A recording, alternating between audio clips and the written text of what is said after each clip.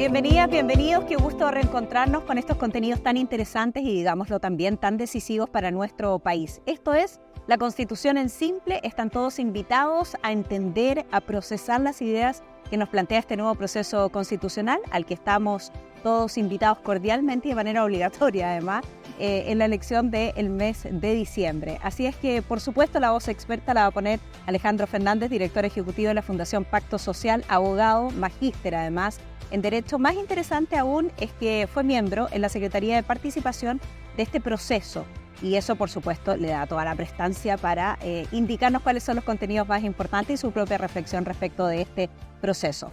¿Cómo estás, querido Alejandro? Bien, pues Sole, qué gusto verte. Igualmente, ha pasado tiempo. Ha pasado tiempo, sí. Pero estamos aquí reunidos. Hagamos un poco de memoria, ¿te parece, juntos? ¿Cómo llegamos hasta acá? ¿Cuáles dirías tú que han sido los principales hitos, ¿no? O momentos de cara al plebiscito del 17 de diciembre? Súper. Yo creo que es bueno hacer memoria porque además vamos a ir viendo ciertas diferencias. Sí, claro. En el proceso, en los límites y en los órganos también. Bueno, esto ya se remonta a casi 4 años, ¿verdad? Ya un buen pasado 4 años de proceso constituyente, ¿cierto? Partió el 2019, ¿te acuerdas? En diciembre con este acuerdo por la paz y nueva constitución. Y ese primer acuerdo lo que dio inicio fue un plebiscito, ¿cierto? Donde se le preguntaba a las personas si queríamos o no una nueva constitución, ¿verdad? Y ahí la respuesta fue contundente, ¿cierto? El 80% casi estuvo por una nueva constitución, ¿cierto? Y ahí vino, bueno, todo este proceso en que elegimos a los convencionales constituyentes. ¿Te acuerdas que eran 155? Miraba a la Cámara de Diputados, ¿cierto? Tenía escaños reservados, tenía paridad y otros elementos particulares. Bueno, y ahí estuvieron trabajando en este texto. Un año. Claro, estuvieron trabajando un año, fue un buen rato, exactamente. Y después vino, la campaña y el plebiscito que fue el año pasado, ¿cierto? El 4 de septiembre, donde, como sabemos, ganó también por una buena distancia el rechazo. Y ahí, estrictamente lo que decía la Constitución es que seguía la Constitución vigente, o sea, se acaba el proceso. Pero los políticos de distintos sectores, de izquierda a derecha, eran conscientes de que igual había un anhelo de nueva constitución. De hecho, por algo el plebiscito de entrada, el 80% lo quería.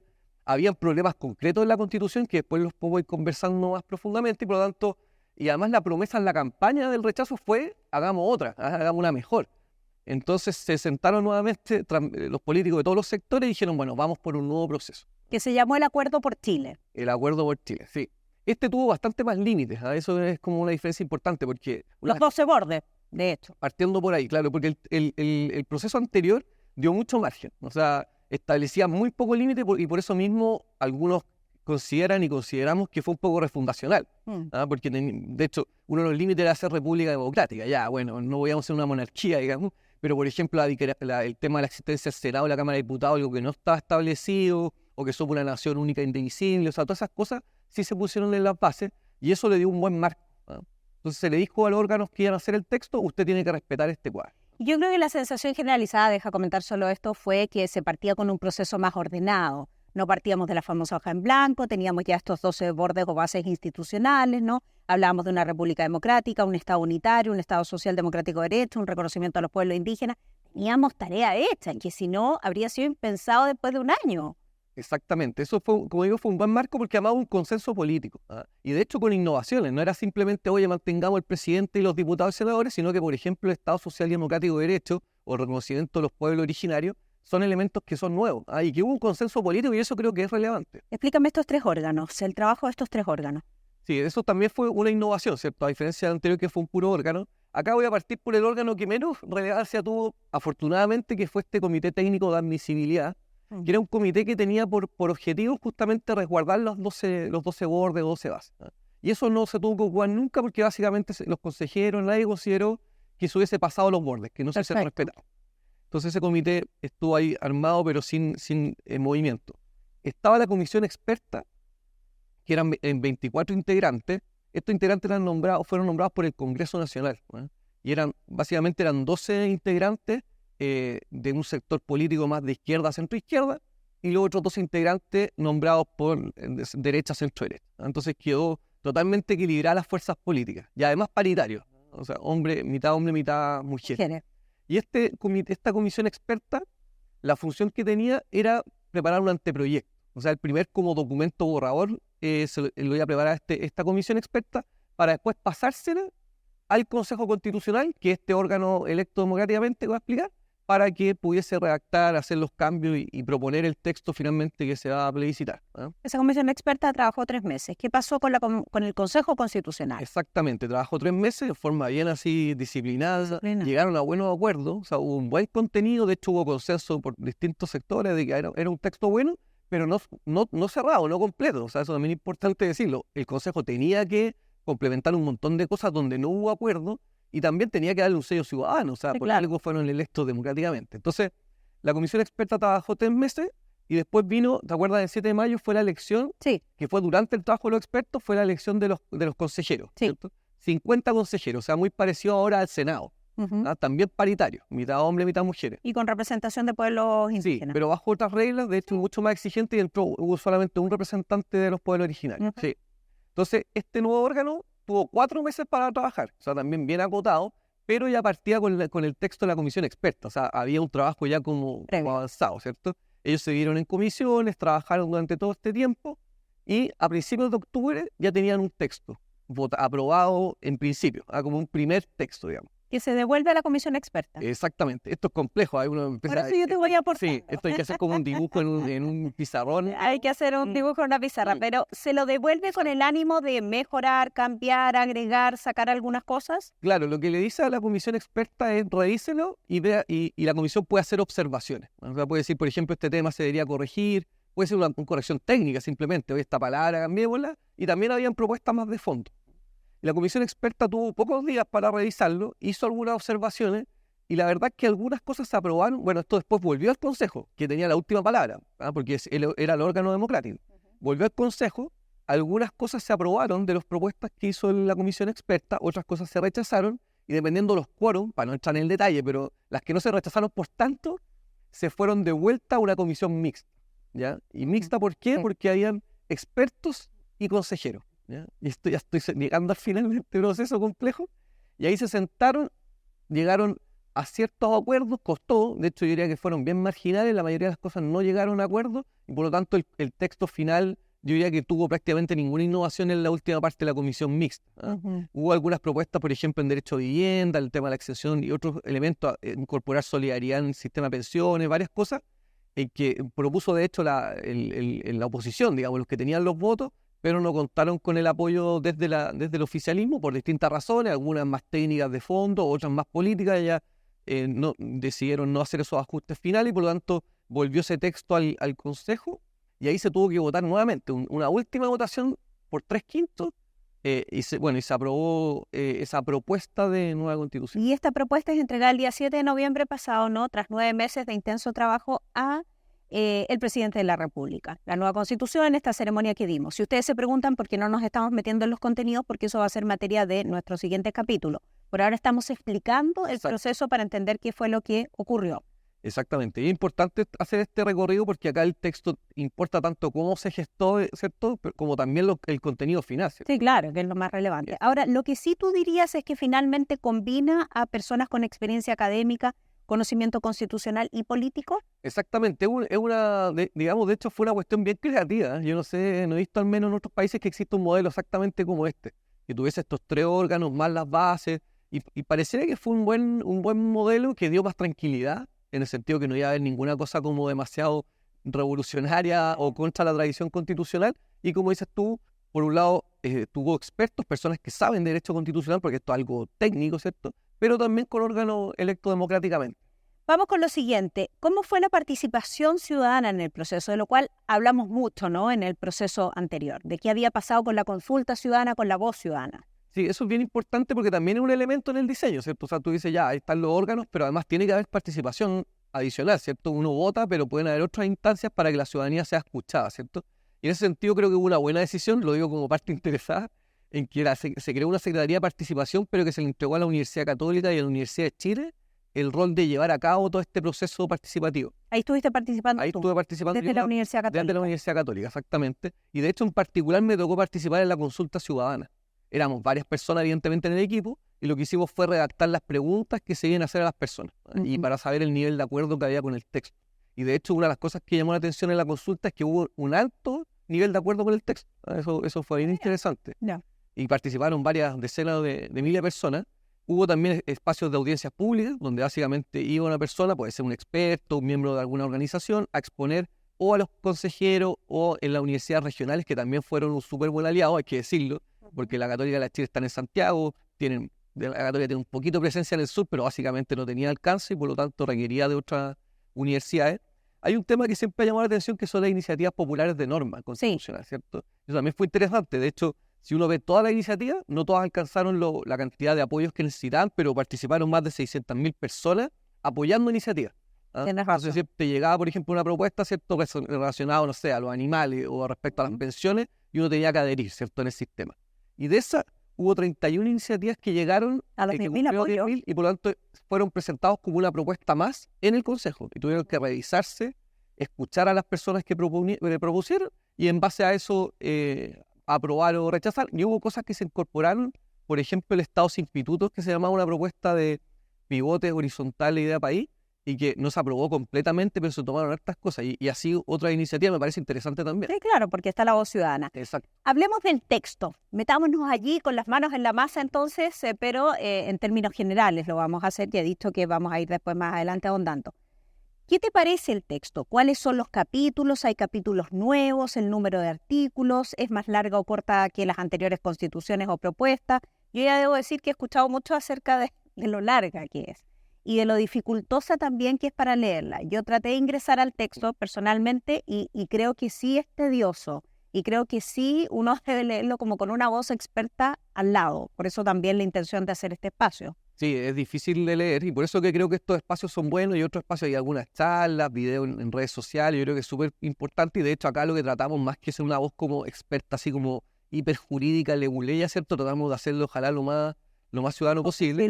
Aprovecho además de comunicar que en la página del Tenemos que hablar de Chile.cl hay un texto resumen, que es como un cuarto del texto original. Sigue siendo harto, pero al menos creo que facilita la lectura, así que te lo recomiendo, Sole. Tenemos que hablar de Chile.cl, ya lo habíamos recomendado antes. Vamos pasando rápidamente por la cantidad de palabras que supera o casi alcanza las 50.000, ¿no?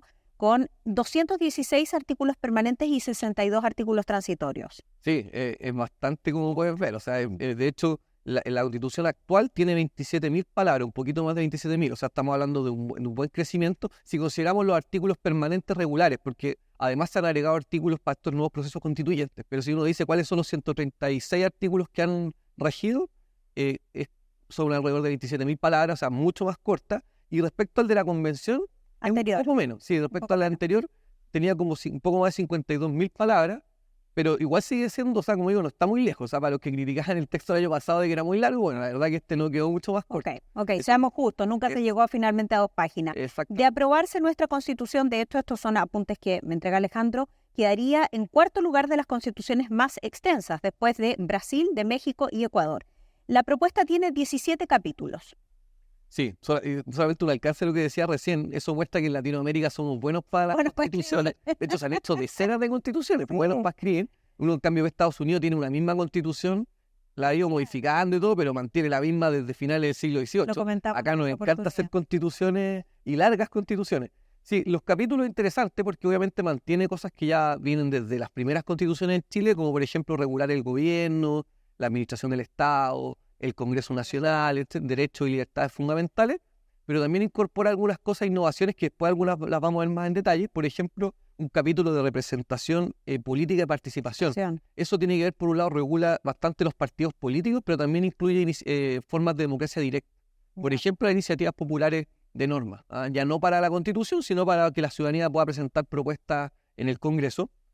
También un capítulo especial de seguridad pública. Y ahí es donde lo que decía antes, pues, o sea, tiene que tener cierta conexión con la realidad actual. La realidad, no existía ese texto, pero dice, bueno, parece razonable un capítulo específico porque hoy día es una de las principales preocupaciones.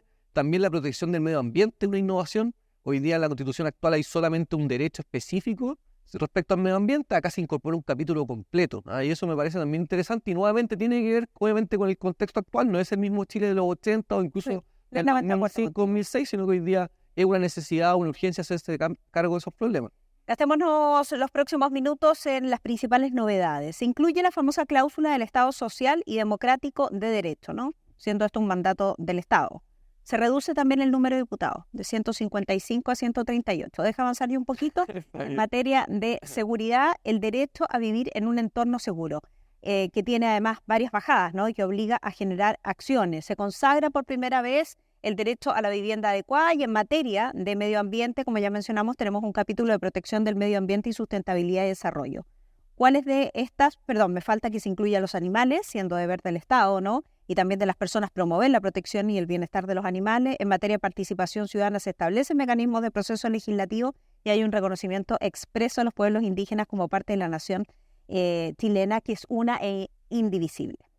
Hiciste un súper buen... Yo solo te di los enunciados, sí. En honor al tiempo. A ver, en materia de seguridad vamos a profundizar en otro capítulo, pero se crea la Defensoría de las Víctimas, que es creo que es un avance. Hoy día existe la Defensoría Penal Pública para las personas que son imputadas para delitos, pero no había un órgano específico para proteger a las víctimas.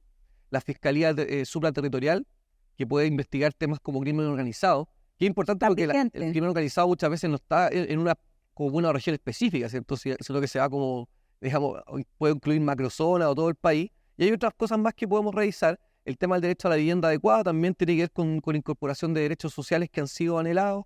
La mención a los animales también es interesante, la obligación del Estado y las personas de promover la protección y bienestar de los animales. Muy importante. Esto es importante, primero es novedoso, ¿cierto? No está al nivel del derecho de los animales o de la naturaleza que establecía el texto anterior, ¿eh? Eso es importante. Hay una protección que ya está en las leyes, de hecho, por ejemplo, la ley Cholito famosa, ¿cierto?, que tiene que ver con el maltrato animal. Lo que hace es ponerlo a nivel constitucional, pero para aquellas personas que se preocupan de qué pasa, como por ejemplo, con la situación de la ganadería, ¿cierto? Es totalmente compatible. Esto tiene que ver, obviamente, con no hay un maltrato, un abuso animal, pero es compatible, por supuesto, con la economía, con los procesos productivos actuales. Es importante señalarlo. El tema de participación ciudadana también es relevante. Te decía antes la iniciativa popular de normas, ¿cierto? O sea, hay que conseguir una cantidad de apoyo para presentar una ley de alguna materia que pueda ser de interés de las personas. Eso es bueno porque a veces el Congreso no legisla sobre los temas que uno quiere que legisle. Bueno, se puede presentar.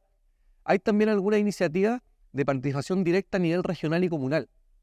A mí me parece bien interesante porque, por ejemplo, una comuna muchas veces tiene una cantidad de recursos, ¿cierto? Y el alcalde dice, bueno, lo vamos a gastar en hacer una plaza o en hacer un colegio o en el gimnasio, no tengo idea. Bueno, pone una norma específica para plebiscitar a nivel comunal en qué se van a gastar los recursos o el presupuesto. Hoy día existe, pero acá se cambian algunas reglas para que sea mucho más fácil que se haga ese plebiscito. Y a nivel regional es una innovación porque hoy día no existe y también se puede hacer ese tipo de plebiscito, que son obligatorios, lo que se llama vinculante. Y también existen las consultas, que también se puede hacer. O sea, los concejales o los vecinos pueden decir, bueno, queremos que esta materia se pregunte a los vecinos o a los, digamos, los habitantes de una región. Y me parece que también son innovaciones interesantes porque complementan la democracia representativa. O sea, tenía el presidente, al Congreso, pero también otros espacios de participación. Y nos invita a participar no solo en el momento de la elección, sino hacerlo durante el proceso donde no hay elecciones. Exacto. ¿Qué pasó con los pueblos indígenas? Son parte de la nación chilena que es una e indivisible. Se respeta y se promueve sus derechos individuales y colectivos garantizados en la Constitución, en las leyes y los tratados internacionales vigentes. ¿Ves una diferencia? Sí, me parece, o sea, creo que era un anhelo de hace muchos años. De hecho, esto se viene discutiendo desde los años 90. Creo que ahí el sistema político se demoró mucho en reaccionar. Me parece positivo, así como hablamos el año pasado, respecto a algunos elementos que, así como habían cosas que me parecían excesivas o que no se ajustaban, creo que incorporar en el sistema político y en general en la comunidad nacional de manera más explícita a los pueblos originarios creo que es relevante, ¿no? En vez de tratarlos como otro grupo, ¿cierto?, aparte, y que finalmente muchas veces va a recurrir a la violencia, uno dice, bueno, no, ustedes son relevantes en nuestra nación, son un país, digamos, con una serie digamos, de inmigrantes, ¿cierto?, que se ha formado por distintos tipos de población, son una población mixta, son una población, hay mucho pueblo originario, por lo tanto me parece un elemento razonable, porque además incorpora reconocimiento de derechos colectivos, por ejemplo. Por lo tanto no es una mera declaración vacía, pero también el resguardo que no es plurinacionalidad, o sea, también lo dice expresamente, o sea, también por lo tanto aquí no vamos a tener varias naciones, no vamos a tener varios sistemas de justicia paralelos, ni autonomías territoriales indígenas como incorporadas el año pasado, pero sí un reconocimiento explícito que me parece valioso. Sí, perfecto, y estaba muy complejo además lo anterior, ¿no? Muy complejo de ejecutar y por eso la misma votación. Me quedan 30 segundos para que hablemos de un punto muy relevante, la mejora y el favorecimiento de la igualdad entre hombres y mujeres. Sí, bueno, eso da para más, pero hay varias cosas que se incorporan, ¿no? Eso me parece relevante porque hoy día la Constitución solamente menciona el tema como igualdad hombre-mujer cuando habla de la igualdad ante la ley. Dice, hombres y mujeres son iguales ante la ley, pero no hay mucho más que eso. Y acá también hay anhelos que creo que incluso una agenda que no necesariamente ha sido promovida por la oposición, que hoy día tenía mayoría, sino incluso una agenda mucho más impulsada por el actual oficialismo, Sí. ¿cierto? Por ejemplo, la paridad de salida que se llama, o sea, asegurar que hay una composición más equitativa en el Congreso, en los órganos representativos. Eso es algo que se había anhelado mucho desde ciertos sectores y hoy día se incorpora de manera transitoria, ¿no? Pero al menos tiene que haber una proporción 60% y 40% entre hombres y mujeres, ¿ya? Y eso me parece que es interesante. Un avance. Sí, también el tema de la igualdad salarial. También se establece que también es relevante porque uno ve muchas veces que hay personas que ejercen el mismo cargo en un trabajo y resulta que a uno le pagan X sueldo y a la mujer muchas veces menos, porque ya el perjuicio es respecto a la mujer, hay que ser muy honesto. Entonces también ponerlo a nivel constitucional es relevante también, porque hay que impulsar leyes, políticas públicas, e incluso dentro de los trabajos, dentro del servicio del Estado, tener ese tipo de obligaciones me parece que también es un avance. Hay cosas también del derecho a cuidado, que también a mí me parece importante porque el cuidado de ciertas personas, ¿cierto? Por ejemplo, adultos mayores. Y adultos mayores recae básicamente en la mujer. Exacto, no tiene por qué ser, ¿cierto? Lo que aquí establece, por ejemplo, la corresponsabilidad, y a mí me parece también importante. Entonces, hay elementos relevantes que creo que se incorporan, hay cosas que son discutibles, se han generado ciertos debates, pero a mí me parece que al menos hay muchas más menciones y cosas explícitas, concretas que se pueden considerar. Además, si se incluyeron tantos temas como no este. Efectivamente, si hay más de 200 artículos, ¿cierto? Uno dice, pero ¿cómo no va a haber una mención? Pero ¿cómo no va a haber una mención por lo menos? Oye, estuvo interesante. La idea es que ustedes vayan comprendiendo muy en simple, ¿no? Lo que plantea la Constitución, y por eso este podcast se llama La Constitución en Simple. Alejandro Fernández, director ejecutivo de Fundación Pacto Social, 1.000.000 de gracias. Nos vemos en el próximo capítulo que no se pueden perder, porque vamos a ir ahondando entonces ya en distintas materias. Hasta la próxima. Nos vemos pronto. Chao.